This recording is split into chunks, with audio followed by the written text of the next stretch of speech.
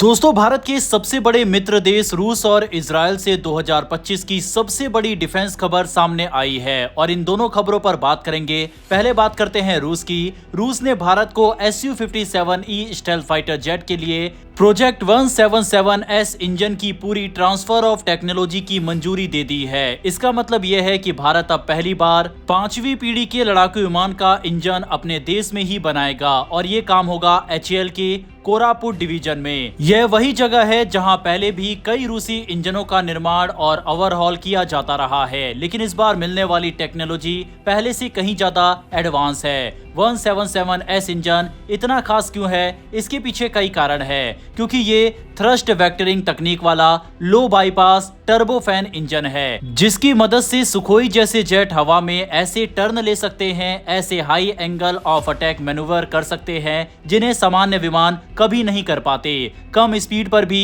इसकी नियंत्रण क्षमता बेहतरीन रहती है और जब गहरे दुश्मन इलाकों में जाना हो तब ये इंजन ईंधन की बचत करते हुए जेट को ज्यादा दूरी तक ऑपरेट करने देता है। यही वजह है कि दुनिया में बहुत कम देशों के पास ऐसी तकनीक है। रूस ने इस बार भारत को आधी अधूरी नहीं बल्कि अनरेस्ट्रिक्टेड एक्सेस यानी पूरी आजादी देने का वादा किया है। 2026 में HAL कोरापुट में ऑडिट शुरू होंगे। 2028 में भारत और रूस मिलकर पहला प्रोटोटाइप इंटीग्रेट करेंगे और 2029 तक इसके बड़े पैमाने पर उत्पादन शुरू हो जाएगा। ये पूरा टाइमलाइन इस तरह सेट किया गया है कि Su-57E की संभावित भारतीय डिलीवरी और एमका मार्क 1 के शुरुआती टेस्ट एक साथ आगे बढ़ सके, यानी इंजन तैयार और विमान तैयार दोनों एक ही समय पर। शुरुआत में भारत और रूस इंजन उत्पादन को साथ मिलकर सुपरवाइज करेंगे, लेकिन जैसे जैसे भारतीय सामग्री और तकनीक का उपयोग बढ़ेगा HAL को पूरी स्वतंत्रता मिल जाएगी। ये सिर्फ नए जेट तक सीमित नहीं रहेगा।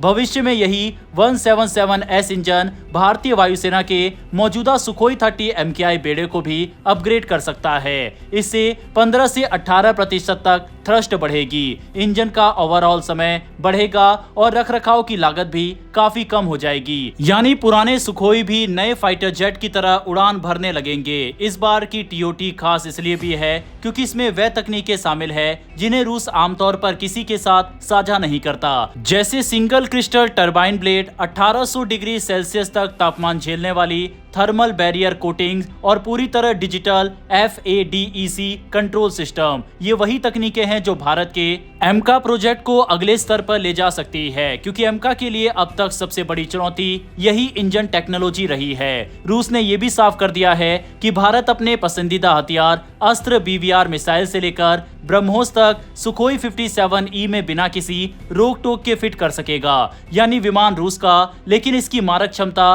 भारतीय जरूरतों के हिसाब से पूरी तरह कस्टमाइज की जा सकेगी। कुल मिलाकर देखें तो ये समझौता भारत की सैन्य तकनीक को कई दशक आगे ढकेल देता है। ये सिर्फ एक इंजन नहीं बल्कि भारत की आत्मनिर्भर रक्षा क्षमता का मजबूत इंजन बनने जा रहा है। चलिए अब बात करते हैं इजराइल की। भारतीय दूतावास और इजरायली सरकारी अधिकारियों के मुताबिक तेल अवीव अब भारत के आत्मनिर्भर भारत रक्षा कार्यक्रम में सीधे निवेश करने की तैयारी कर रहा है। साथ ही कई एडवांस हथियार प्लेटफॉर्म और ड्रोन सिस्टम के उत्पादन को इजरायल से भारत में ट्रांसफर करने की योजना भी सक्रिय रूप से बन रही है। वह भारत के आत्मनिर्भर भारत रक्षा कार्यक्रम में सीधे निवेश करने की योजना बना रहा है। जानकारी के अनुसार कई इजरायली ड्रोन, सेंसर और हथियार सिस्टम का निर्माण भी अब भारत में शिफ्ट करने की तैयारी चल रही है। इस बदलाव की खास बात यह है कि इजरायल अपनी इनोवेशन क्षमता और नई तकनीक को भारत की बड़े पैमाने पर उत्पादन क्षमता के साथ जोड़ना चाहता है। दोनों देशों का लक्ष्य है मेक इन इंडिया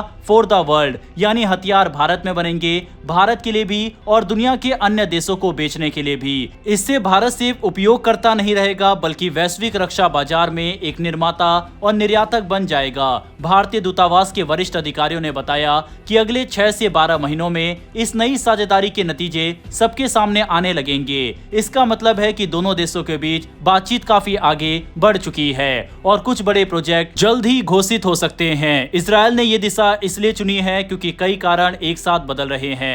पहला, भारत अब पहले से कहीं ज्यादा अपने ही देश में हथियार बनाने पर जोर दे रहा है, जिससे इजरायल को भारत में अपनी जगह बनाए रखने के लिए नया मॉडल अपनाना जरूरी हो गया है। दूसरा, दुनिया भर में ड्रोन, लॉइटरिंग मुनेशन और हाईटेक सेंसर की मांग तेजी से बढ़ रही है। इन तकनीकों में इजरायल बहुत आगे है, लेकिन अपने देश में उत्पादन लागत ज्यादा होने से उसे मुश्किलें आती है।